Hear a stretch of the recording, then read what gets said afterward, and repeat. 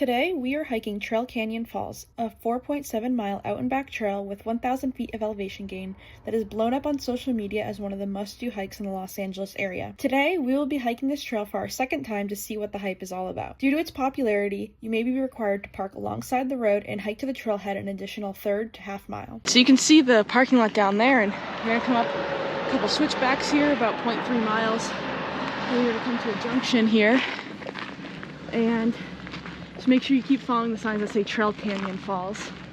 2 miles.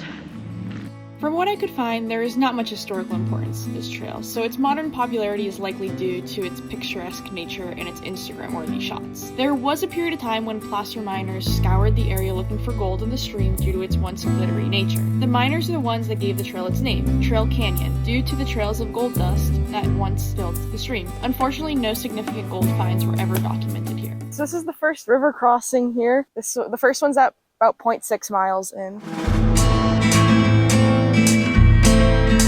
So there are a lot of homes still in this area, so just need to be respectful of the people who do live here. Most of the homes date from the great hiking era of Los Angeles, when there weren't the same forest protections and regulations we have today. People used to be able to apply for homesteading permits to build homes within what is today the Angeles National Forest. The first permit granted in the forest was in 1891, and these permits were granted until the final one in 1938. Following this, more regulations were placed to protect the forest, and now there is no longer any private building allowed on National Forest land. Most of the homes still standing have been passed down generationally from the original homesteaders, who today pay an annual fee to the National Forest Service to continue to be able to use the home on this federally protected land.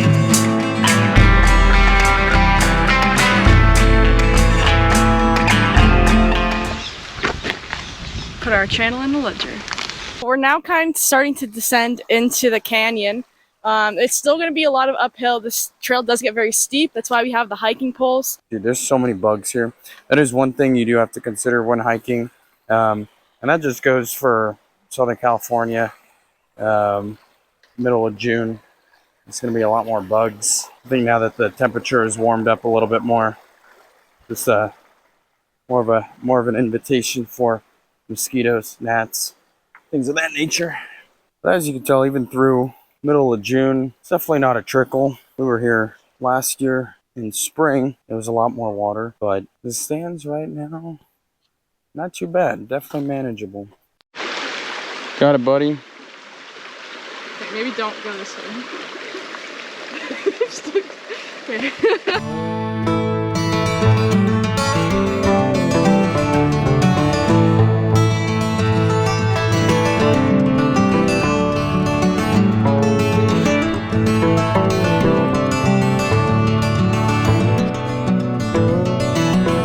One thing about this hike is that it is pretty darn steep.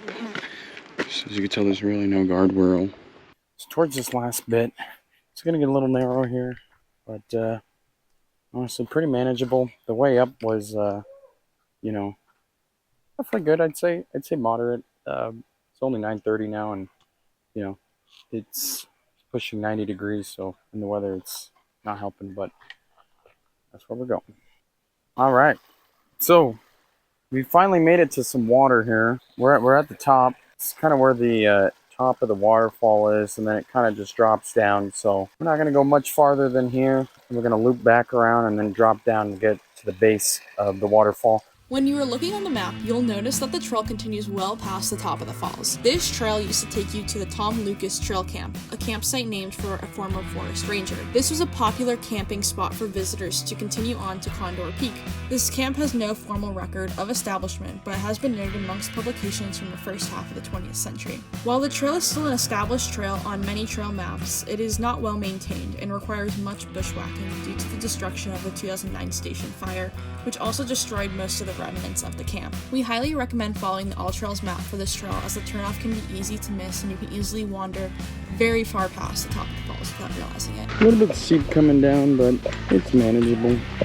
In order to get to the base of the falls, you do have to utilize ropes down to the trail, as it is very rocky and steep. We did find that going up it was a bit easier to just use our hands, but definitely something to be aware of before you try this trail.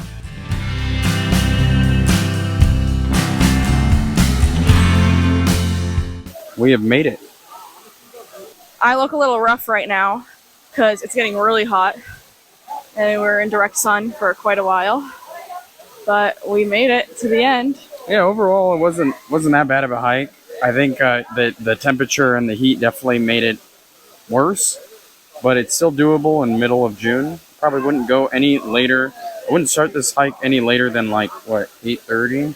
Oh yeah, definitely not. I mean, we started at 8:30. We weren't planning on starting that late, but it was still pretty hot. So I would definitely say if you're coming here in the summer, start like as early as possible, like 7 a.m. even. Appreciate you guys watching the video. Appreciate the support, and we'll see you guys in the next video.